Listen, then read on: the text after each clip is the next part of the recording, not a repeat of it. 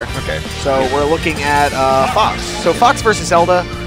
That can be now the thing about Fox. Zelda is that she has some really strong knockback moves in her back air and her forward air, as well as her down tilt. It can really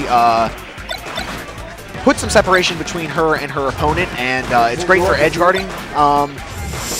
She has a lot of options to edge guard Fox, so it's going to be tough. If we don't see Jay the Destroyer kind of pick up his pace, you know, I had a chance to play Face a little bit in Melee earlier, actually, and I think that it's definitely going to be in Face's favor, because he also is versatile in the sense that he can switch on command between Sheik and Zelda. So while his main may be Zelda, he has a developed Sheik, and how it is in PM as opposed to Melee is yet to be seen, but chances are, you know, he has the fundamentals to make the Sheik work, and I'm sure he has a lot of Fox experience. So, and now another thing to worry about is that Zelda, now obviously one of her biggest weaknesses is her quite poor neutral. She really only has fair and bear to space, and you know, some maybe dash tag if you can punish them. But off of this neutral, if she can win that, Fox's fall speed allows her to chain together moves that can just rack up damage very fast, including just up smash and up smash. Taking it to Dreamland. Dreamland is a questionable choice to strike to. Zelda, I think this is definitely one of her best stages. It's a very big open stage. It's going to allow her to live a lot longer than she normally would. Fox's traditional kill move of up throw to up air is not going to be nearly as effective, so I'm not sure how Jay the Destroyer let it get struck here. A close quarters map would have definitely been in his favor, or at least a level with a higher ceiling. But very clean first stock on Face's part. That down smash will seal it. It's only 14% loot. He's looking for that up smash that we talked about. So I think we're going to see Face kind of smother Jay the Destroyer a little bit. Not really give him too much room to breathe. That up B of Zelda's does a really good job of covering space, especially on such a large map. Forward throw into that Din's Fire. Oh, we almost saw a follow-up with that fair. Forcing a get up attack. Back air, rather, I'm sorry. And there he hits the sweet spot with it, and that's going to seal out his second stock. Taking only 12 up to 26. Very good performance in front of my Face. That back air is very deadly.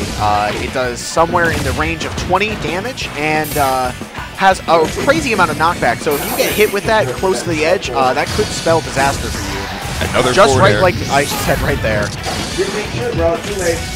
Slowing him down with that Din's Fire, but isn't able to capitalize with the forward smash. Ooh, and we're going to see him get hit with the Fire Fox. Okay, back to neutral. Face is playing very calm, and that forward smash is going to put Fox in a bad position. Fire into forward air. Din's Fire into the forward air, and that's going to definitely seal it out. Are we going to see another 4-stock on Jay the Destroyer? We have chain grabs now. He should DI to one of those platforms. He was going the right direction.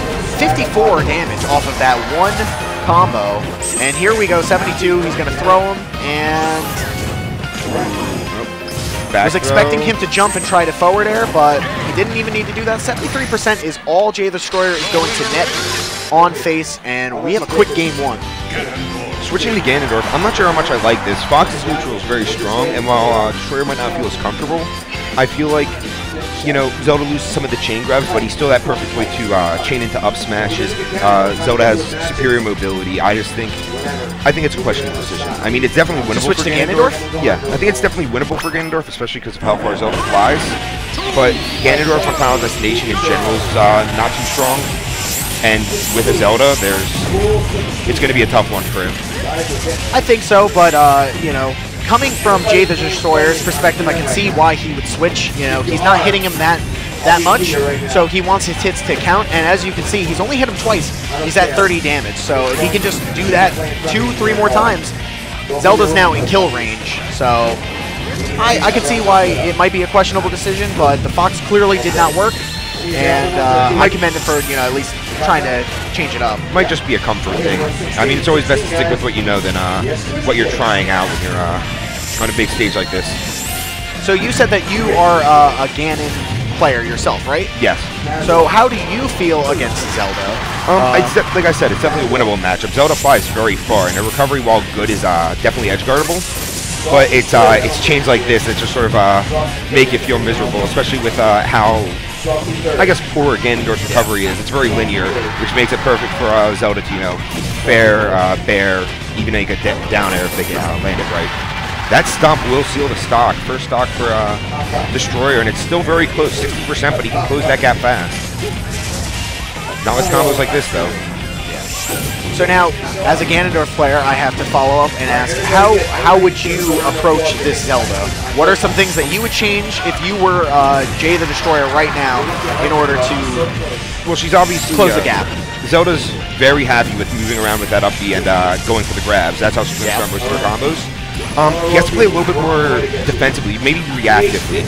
I'm not saying just sit in the corner, wait for her to come to you, but try to get some of those reads on her up B, fair, dare, maybe even just a jab or one of his tilts. They have surprisingly long range, and you just can't let her get something started on you because Ganondorf's neutral is already very weak, and it's sad to see that SD there, but Ganondorf's neutral being weak is already bad enough, but he is, again, just a very, very good combo weight for most characters.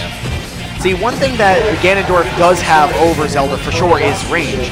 Zelda is not necessarily the best at dealing with characters with range, and I think that given Ganondorf's ridiculous back air and his sometimes insane forward airs, those are really what he should be going for. Yeah. And he's found the most success, I think, with those moves so far. Forward air is a very good spacing tool for Ganondorf. Or for Ganondorf's.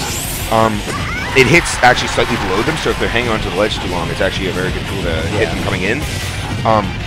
But just the range and speed, if you can consistently L-cancel, it makes it a great tool in neutral, which is why I think it should be trying to read some of those teleports and stopping her from grabbing it.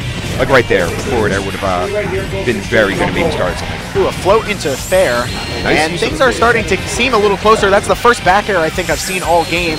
So Jay the Destroyer is starting to pick, some things up, seeing what's working, mixing things up with the float. I think the float is probably one of the nicest things that they added to 3.5, and it really allows Ganondorf to have a dynamic that he didn't have before. You can do a lot of mix-ups and fake-outs that I felt like Ganondorf was really lacking in his meta, so I'm excited to see if we can see some more use of the float to mix up against Face.